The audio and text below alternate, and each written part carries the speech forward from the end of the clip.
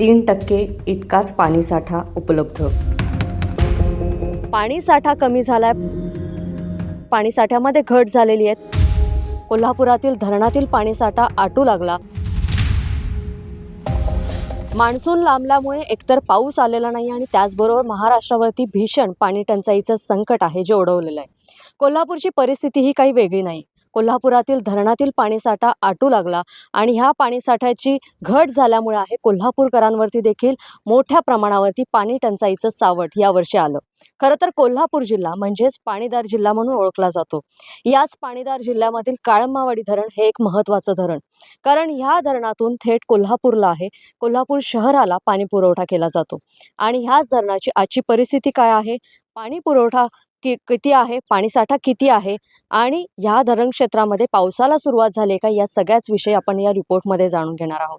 तर सध्या मी आलेली आहे कोल्हापुरातील काळंबावाडी धरणामध्ये आणि ह्या धरणाची क्षमता आहे जी 25 TMC इतकी आहे. तर सध्याचा या धरणातील पाणीसाठा आहे 3% इतकाच पाणीसाठा उपलब्ध. आणि त्यामुळेच कोल्हापूरकरांना आहे जे पाणी संकटाला सामोरं जावं लागतंय. खरं तर गेल्या 2 ते 3 वर्षांपासून काळंबावाडी धरणातील पाणी गळती आहे, जी धरणाला गळती लागलेली होती, ते गळतीचं काम सुरू आहे.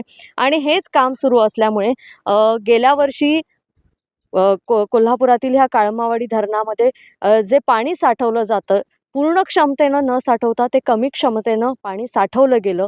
आणि त्यामुळेच एकीकडे मान्सून लांबला तर दुसरीकडे धरण कमी क्षमतेनं भरलेलं असल्यामुळेच ह्या धरणातील विसर्ग लवकरात लवकर थांबवण्यात आला. कारण की आज आपण पाहतोय की फक्त 3% पाणीसाठा ह्या धरणामध्ये आपल्याला उपलब्ध असलेला दिसून येतोय. काळंबावाडी धरणातील आपण पाहतोय की आपल्याला पूर्णपणे जलाशय आहे जे कोरडं पडताना आपल्याला दिसून येते. मात्र दुसरीकडे गेल्या 2 ते 3 आठवड्यापासून थांबलेला मान्सून आहे जो आता सक्रिय होताना पाहायला मिळतोय. गेल्या 2-3 दिवसांपासून कोल्हापूरमध्ये पावसाने चांगलीच हजेरी लावलेली आहे. सगळ्यात महत्त्वाचं म्हणजे धरण क्षेत्रामध्ये देखील चांगली हजेरी लावल्यामुळे कोल्हापूरकरांना दिलासा मिळालाय.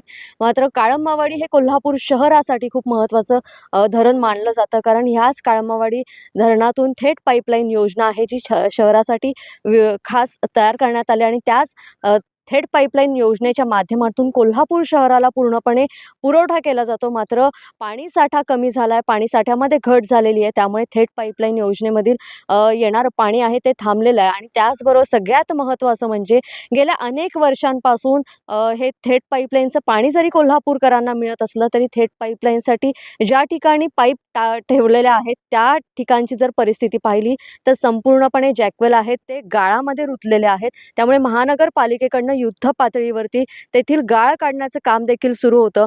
आणि त्यामुळेच आपण पाहतोय की जरी पावसाला सुरुवात झालेली असली तरी धरण पूर्ण क्षमतेनं अजून किती दिवसांनी भरणार याची आता उत्सुकता कोल्हापूरकरांना आहे. कारण की कोल्हापूर जिल्हा म्हटल्यावरती सुजलाम सुफलाम करणारी पंचगंगा नदी कोल्हापूर जिल्ह्याकडे असली तरी देखील आता धरणातील पाणीसाठा कमी झाल्यामुळे एक दिवसाआड पाणी पुरवठा कोल्हापूर शहराला आहे जो केला जातोय. आणि ह्याच काळंबावाडी धरणातून थेट पाईपलाईन योजनेच्या माध्यमातून आहे जो पाणी पुरवठा कोल्हापूर शहराला केला जातो.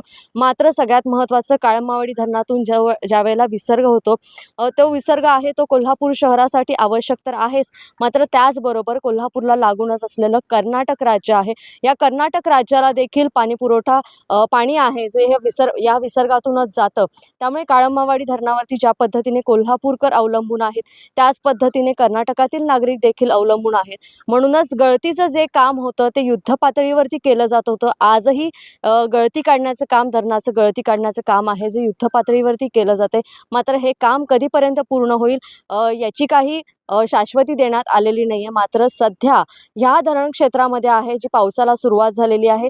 थोडाफार पाऊस आहे जो सुरू झाला आहे. मात्र पुढचे काही दिवस कशा पद्धतीने पाऊस राहतोय, ह्या पावसामध्ये सातत्य राहणार आहे का आणि लवकरात लवकर म्हणजे जुलैच्या 15 तारखेपर्यंत हे धरण किती टक्के भरणार आहे हे पाहणं महत्त्वाचं आहे. कारण की धरण लवकर भरलं तर कोल्हापूर शहराचा जो खंडित झालेला पाणी पुरवठा आहे तो लवकरात लवकर सुरळीत होईल अशी अपेक्षा कोल्हापूरकरांना आहे. याबरोबरच मी येथेच थांबते. लोकमतसाठी कोल्हापूरहून दुर्वा दळवी. धन्यवाद.